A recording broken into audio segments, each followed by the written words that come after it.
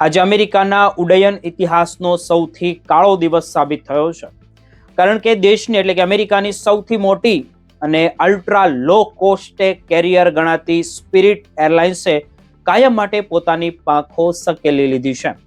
2 મે 2026ના રોજ વહેલી સવારે 3 વાગ્યે જ્યારે સમગ્ર અમેરિકા ઊંઘતું હતું, ત્યારે સ્પિરિટ એરલાઇન્સની તમામ કામગીરી સત્તાવાર રીતે ઠપ કરી દેવામાં આવી. આ સમાચાર વાયુ વેગે ફેલાતા જ એરપોર્ટ પર ભારે અફરાતફરી સર્જાઈ હતી અને મુસાફરોને ખબર પણ નહોતી કે તેમની જે ફ્લાઇટ થોડા કલાકમાં ઉડવાની હતી તે હવે ક્યારેય રવાના થશે નહીં. આ એરલાઇન્સનું પતન કોઈ અકસ્માત નથી, પણ વર્ષોથી ચાલી આવતી આર્થિક તંગી અને તાજેતરના વૈશ્વિક તણાવનું પરિણામ છે.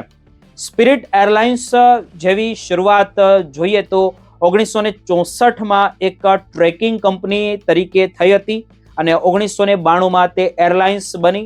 તેણે અમેરિકામાં સસ્તી મુસાફરીનો નવો ટ્રેન્ડ શરૂ કર્યો હતો. લોકો માત્ર $100માં આખો દેશ ખૂંદી વળતા હતા, પરંતુ આ લો કોસ્ટ મોડેલ જ આજે તેનું બરબાદીનું સૌથી મોટું કારણ બન્યું છે.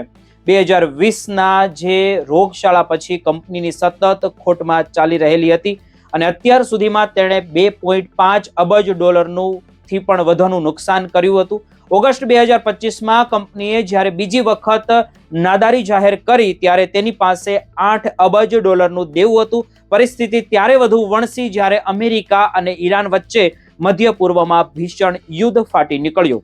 આ યુદ્ધને કારણે ક્રૂડ ઓઇલના ભાવ આસમાને પહોંચી ગયા અને એરલાઇન્સ માટે વિમાનનું ઈંધણ ખરીદવું જોઈએ તો અશક્ય બની ગયું. જે ઈંધણના ભાવ પ્રતિ ગેલન $2.64 રહેવાની ગણતરી હતી તે વધીને $4.50 થઈ ગયા હતા.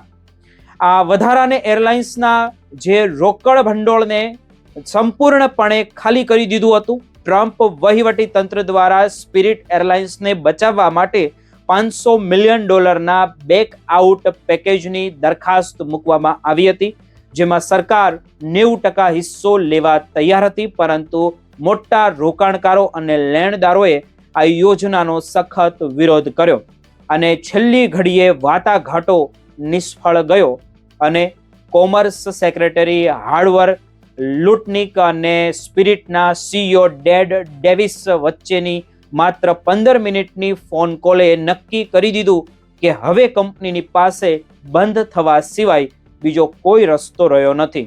આ નિર્ણયની સૌથી માઠી અસર એરલાઇન્સના 17,000 વફાદાર કર્મચારીઓ પર પડી છે, જેમાં 2,000 પાયલોટ અને 5,500 જે ફ્લાઇટ એટેન્ડન્ટ્સનો છે એમાં સમાવેશ થાય છે, જેમને કોઈ પણ પૂર્વ સૂચના વગર નોકરીમાંથી છૂટા કરી દેવામાં આવ્યા છે. યુનાઇટેડ એરલાઇન્સ અને અમેરિકન એરલાઇન્સ જેવી મોટી કંપનીઓએ આ કર્મચારીઓને મદદ કરવા માટે ખાસ પોર્ટલ શરૂ પણ કર્યું છે અને તેમને નોકરીમાં જે પ્રાધાન્ય આપવાની જાહેરાત પણ કરી છે. મુસાફરો માટે પણ આગામી દિવસો ખૂબ જ કપરા રહેવાના છે, કારણ કે સ્પિરિટ બંધ થવાતાની સાથે જ માર્કેટમાંથી દર મહિને 17 લાખ જેટલી સીટો ઓછી થઈ ગઈ છે, જેમના કારણે ફ્લોરિડા, લાસ વેગસ અને કેરેબિયન રૂટ પર વિમાનના ભાડા 70% સુધી વધારો ઝીકાયો ગયો છે.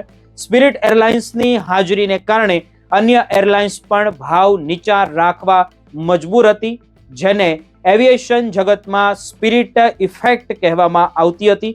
હવે આ સ્પર્ધા ખતમ થતાં જ સામાન્ય નાગરિકો માટે હવાઈ મુસાફરી લક્ઝરી બની જશે.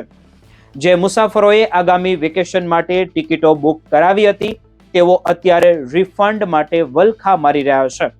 કંપનીએ ખાતરી આપી છે કે ક્રેડિટ કાર્ડથી બુકિંગ કરનારાને રિફંડ મળશે, પણ પોઈન્ટ્સ અને વાઉચરવાળા મુસાફરોએ કદાચ પોતાના પૈસા ગુમાવવા પડશે. અને સ્પિરિટ એરલાઇન્સના છેલ્લા વિમાનને જે ડેટ્રોઇટથી ડલાસ સુધીની મુસાફરી કરી હતી અને લેન્ડિંગ કર્યું હતું, તેની સાથે જ અમેરિકાના ઉડ્ડયન ઇતિહાસનું એક સોનેરી અને સસ્તું પ્રકરણ કાયમ માટે બંધ થઈ ગયું છે.